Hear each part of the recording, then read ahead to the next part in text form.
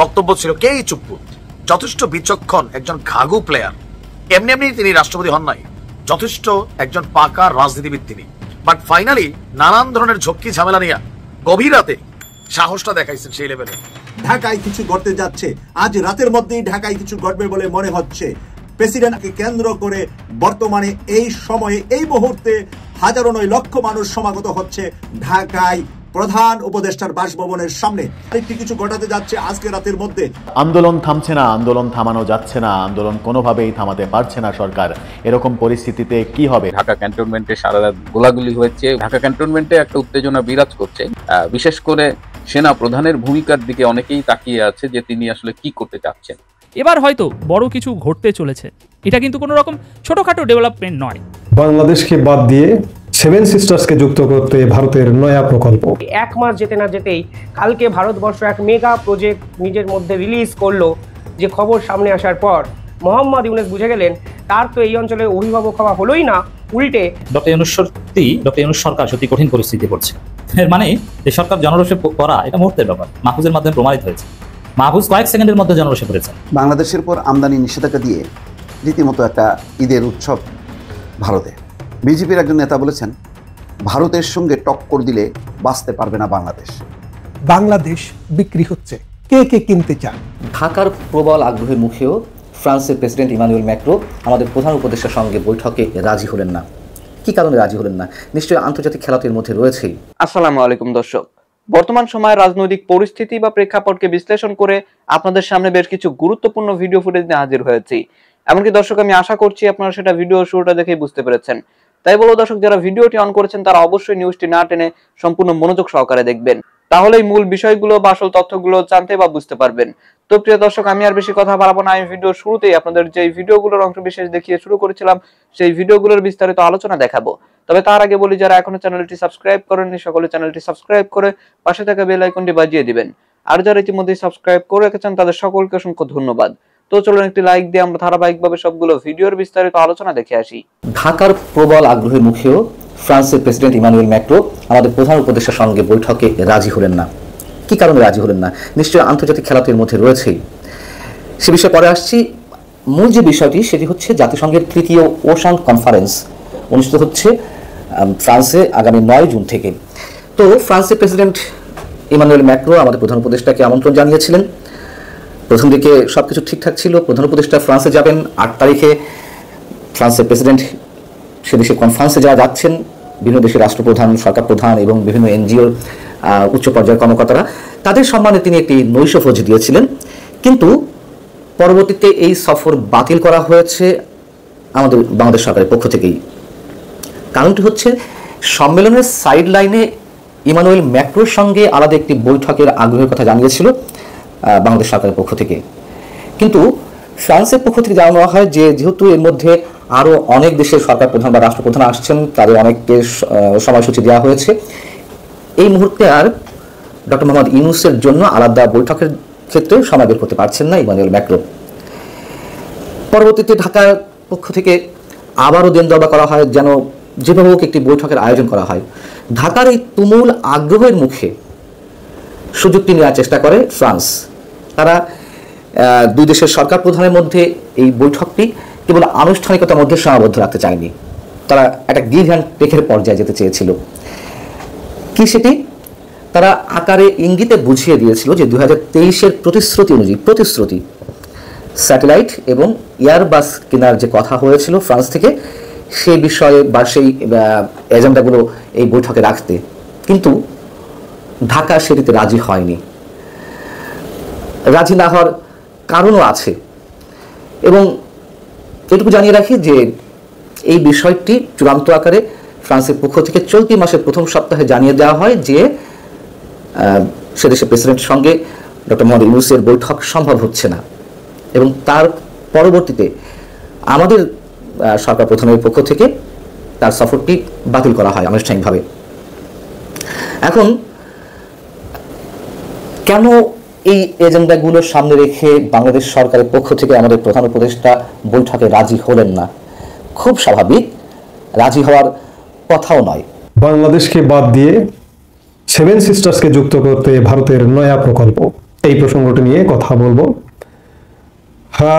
ভারত বাংলাদেশ সম্পর্কটা কেমন এটি শত শত ভিডিওতে হয়তো আলাপ করে ফেলেছে, এটা আর বলবার অপেক্ষা রাখে না। বিগত 9 মাসে এই সম্পর্কটা কোথায় নেমেছে এবং এটি আদৌ খুব সহসা উঠবে বলে মনে হয় না, কারণ ইতিমধ্যে ভারত 10 মাস 9 মাস দেখে বুঝতে পেরেছে যে বাংলাদেশ আরেকটা সেই আগের বাংলাদেশ, 10 মাস আগের যে বাংলাদেশটি ছিল সেই বাংলাদেশটি এখন নেই। যার কারণে ভারত নানা কর্মে নানা পদক্ষেপে এখন বাংলাদেশকে মাইনাস করে চিন্তা ভাবনা করছে। ইতিমধ্যে বাংলাদেশের উপর নানা রকম নেতিবাচক ইনিশিয়েটিভ নেওয়া শুরু করেছে। বাংলাদেশের ট্রান্সশিপমেন্ট সুবিধা বাতিল করেছে, আপনারা জানেন। আজকে দিনের আরেক ভিডিওতে আরেকটি বিষয় আলাপ করলাম যে গতকালকে ট্রেড বন্ধ করলো, স্থল বন্দর দিয়ে বাংলাদেশের পণ্য ভারতে রপ্তানি করতে পারবে না, শুধুমাত্র মুম্বাই সমুদ্র বন্দর এবং কলকাতা বন্দর দিয়ে ছাড়া। তেমনি এই যে ভারতের 7 রাজ্য, বিশেষ করে 7 রাজ্যের সাথে যোগাযোগের একটা সহজ মাধ্যম হতে পারত বাংলাদেশ, কিন্তু বাংলাদেশের মানুষ এক শ্রেণীর মানুষ, বাংলাদেশে বর্তমান যে সরকারটি একটা অন্তর্বর্তীকালীন সরকার, এই সরকারের যে আচরণ তাতে ভারত বুঝতে পারছে যে এদের সাথে চলা যায় না। আসলে আমাদের এই অঞ্চলে দুটো দেশ আছে, একটা পাকিস্তান আর একটা আজকের বাংলাদেশ।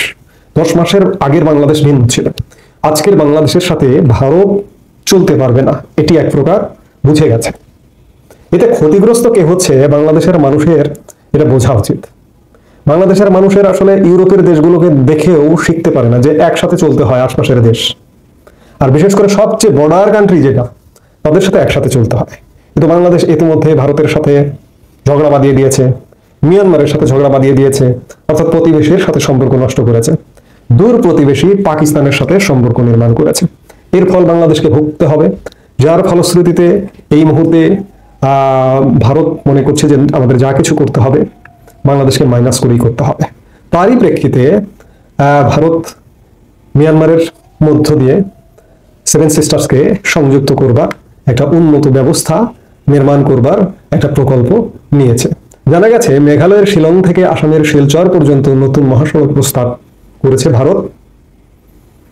কলকাতা বন্দর থেকে মায়ানমার হয়ে উত্তর পূর্বাঞ্চলের সঙ্গে যোগাযোগের জন্য নতুন করে সমুদ্র পথ বেছে নিয়েছে। চট্টগ্রাম বন্দর তাদের কোনো প্রয়োজন নেই। যে মহাসড়কটির কথা বললাম, যে এই মহাসড়ক মায়ানমারের গুরুত্বপূর্ণ মাল্টি মডেল পরিবহন প্রকল্পের সম্প্রসারণ, অর্থাৎ কলকাতা বন্দর থেকে মায়ানমারের সমুদ্র বন্দরে পণ্য যাবে, সেখান থেকে সড়ক পথে 7 সিস্টার্সে যুক্ত হবে।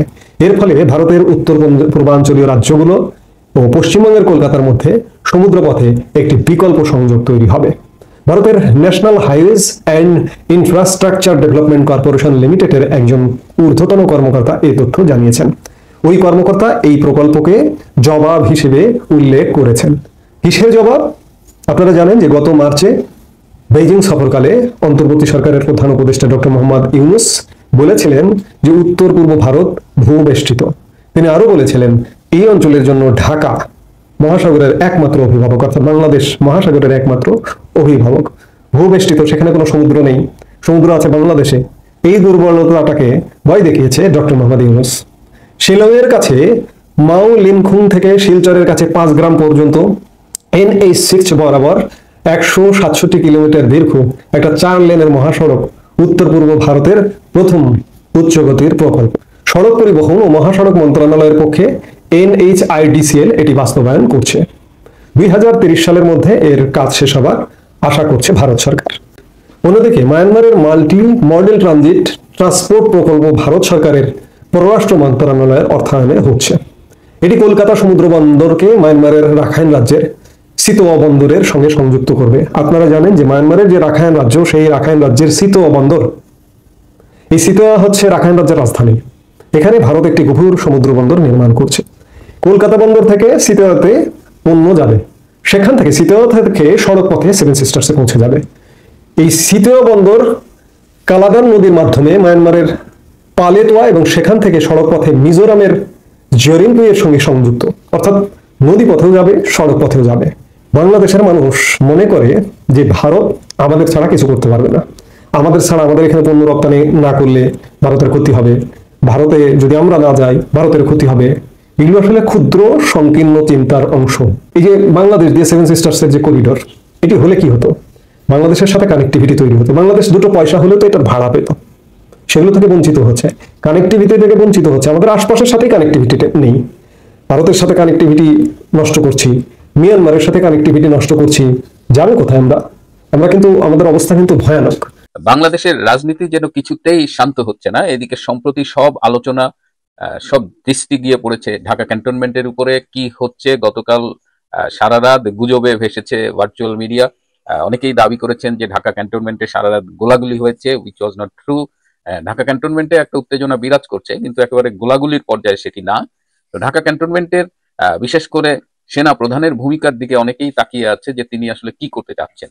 তো এরকম করে সে মানে লেফটেন্যান্ট জেনারেল কামরুলের কথা খুব শুনছি, যিনি আর্ম ফোর্সেস ডিভিশনের প্রিন্সিপাল স্টাফ অফিসার পিএসও, তার সাথে সেনাপ্রধান জেনারেল ওয়াকারুজ্জামানের একটা দূরত্ব তৈরি হয়েছে এবং এটা সত্যি, এটি গুজব বলে উড়িয়ে দেওয়ার কোনো অবকাশ নেই। এটার অনেকগুলো কারণ রয়েছে। তার একটা কারণ হলো যে সেনাপ্রধান জেনারেল ওয়াকার এই বাংলাদেশে যে হিউম্যান করিডোরের কথা বলা হচ্ছে এবং ডক্টর ইনুস যে আনকন্ডিশনালি জাতিসংঘের কাভারে আমেরিকার হাতে হিউম্যান করিডোরের নামে টেকনাফের একটা জায়গা একদম পুরো ছেড়ে দিচ্ছেন, কক্সবাজারের বেশ কিছু অঞ্চল, সেখানে সেনাপ্রধান কিছু কথা বলেছেন। সেনাপ্রধান হিউম্যান করিডোরের পুরো বিপক্ষে নয়। আমি এর আগেও বলেছিলাম যে সেনাবাহিনীতে এই করিডোর দেওয়া নিয়ে একটা বিরোধ আছে। যারা আমার অনুষ্ঠানগুলো নিয়মিত দেখেন তারা হয়তো মনে করতে পারেন। তো সেনাপ্রধান একটা কন্ডিশন দিয়েছে, আগে সব রোহিঙ্গাদের ফিরিয়ে দিতে হবে, তারপর সেই রোহিঙ্গাদের সমর্থনে যে মানবিক সহায়তা কার্যক্রম, ফুড, মেডিসিন, সেগুলো তখন এই করিডোর দিয়ে দেওয়া যাবে। কিন্তু যেহেতু এই করিডোরের পিছনে একটা হিডেন এজেন্ডা আছে বলে মনে করা হচ্ছে, এটা জাতিসংঘের কাভারে আসলে আমেরিকা এবং আমেরিকার সমর্থক যারা আছেন তারা আসলে আরাকান আর্মিকে আর্মস এবং যুদ্ধের অন্যান্য রসদ সরবরাহ করতে চায়। তো এটা নিয়ে একটা কেওয়াজ চলতেছে। ওইদিকে লেফটেন্যান্ট জেনারেল কামরুল ডক্টর ইনুসের পক্ষে কাজ করছে। এই মানবিক করিডোর এগুলো দেখাশোনা করছে বেসিক্যালি ডক্টর ইনুসের পক্ষ থেকে ডক্টর খলিলুর রহমান। খলিলুর রহমানকে আপনারা নিশ্চয়ই চেনেন, যাকে সম্প্রতি জাতীয় নিরাপত্তা উপদেষ্টা হিসেবে দায়িত্ব দেওয়া হয়েছে। তার আগে তিনি এবং এখনো আছেন প্রধান উপদেষ্টার high representative for Rohingya. So তিনি একজন বাংলাদেশি আবার আমেরিকান নাগরিক, তিনি দ্বৈত নাগরিকত্বের অধিকারী এবং তিনি এই ডক্টর ইউনুসের উপদেষ্টা পরিষদে বেসিক্যালি আমেরিকান পারপাস যারা সার্ভ করছে তাদের মধ্যে একজন। ডক্টর খলিলের সাথে লেফটেন্যান্ট জেনারেল কামরুলের একটা দহরম মহরম আছে এবং তারা দুজন মিলে এই করিডোরের পক্ষে কাজ করছে। ওয়ারাজ জেনারেল ওয়াকার এবং তার পক্ষে যারা রয়েছেন, যেসব লেফটেন্যান্ট জেনারেল মেজর জেনারেল রয়েছেন, তারা এই মনে করেন যে এই হিউম্যান করিডোরের নামে যদি আমরা এখানে আরাকান আর্মিকে সাপোর্ট করি, এখানে যদি আমেরিকান আর্মস আসে, তাহলে বাংলাদেশ একটা যুদ্ধের ঝুঁকির মধ্যে পড়ে যাবে। তো বাংলাদেশ এই মুহূর্তে একটা যুদ্ধ করবার মতো অবস্থায় আছে কিনা সেটা নিয়ে প্রশ্ন তুলেছে। তো এই নিয়ে কিন্তু সিরিয়াস টেনশন, এটা জাস্ট মতবিরোধ বলে আর বলা যাচ্ছে না। তো জেনারেল ওয়াকারকে পারলে সরিয়ে দেয়, শুধু জেনারেল ওয়াকার না, আমি আগেও বলেছি, এখন শুনছি যে 3 বাহিনীর প্রধানকেই সরিয়ে দেওয়ার জন্য ডক্টর ইনুস এর উপদেষ্টা পরিষদ চেষ্টা করছেন। কিন্তু যেহেতু প্রেসিডেন্টের সই ছাড়া তাদের সরানো যাবে না, তো সেখানে বাধা হয়ে দাঁড়িয়েছেন শাহউদ্দিন চুপ্পু। প্রেসিডেন্টের কাছে এর আগে ফাইল গেছে বলে শুনেছি এবং তিনি সেই ফাইল ফিরিয়ে দিয়েছেন। এদিকে লেফটেন্যান্ট জেনারেল কামরুলের এই পিএসও হিসেবে চাকরি থাকবে কিনা, তিনি কি হাউস অ্যারেস্ট কিনা, এটা নিয়ে কিন্তু এখন বেশ কথাবার্তা শোনা যাচ্ছে। তো এই অবস্থায় নতুন করে একটা থ্রেট এসেছে। দর্শক, আমি আশা করছি আপনারা সকলে অত্যন্ত মনোযোগ সহকারে সবগুলো ভিডিও দেখেছেন। এমনকি দর্শক, যদি এই ভিডিওগুলো সম্পর্কে আপনাদের কোনো মতামত থেকে থাকে তাহলে তো অবশ্যই জানাবেন। দর্শক, নিউজটি শেষ করছি এখানেই, ফিরছি পরবর্তী নিউজে নতুন কোনো টপিকে। আল্লাহ হাফেজ।